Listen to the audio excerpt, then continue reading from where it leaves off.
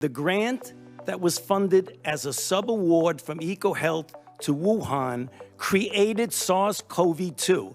That's where you are getting. Let me finish. We don't know. Well, we don't wait know a minute. If it did come from the lab, but all the evidence is pointing that it came from the lab, and there will be responsibility for those who funded the lab, including yourself. Will you today finally take some responsibility for funding gain-of-function research in Wuhan? Senator, with all due respect, I disagree with so many of the things that you've said. First of all, gain of function is a very nebulous term.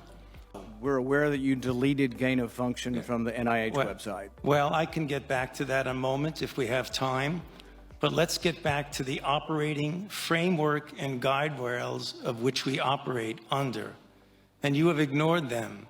The guidelines are very, very clear that you have to be dealing with a pathogen that clearly is shown and very likely to be highly transmissible in an uncontrollable way in humans and to have a high degree of morbidity and mortality, and that you do experiments to enhance that. That doesn't exist in nature, and it made mice sicker, mice that had humanized cells. You're saying that that's not gain-of-function research? According to the framework and guidelines. So what you're doing is defining away gain-of-function. No. You're simply saying it doesn't exist because you changed the definition on the NIH website. This is terrible, and you're completely trying to escape the idea that we should do something about trying to prevent a pandemic from leaking from a lab.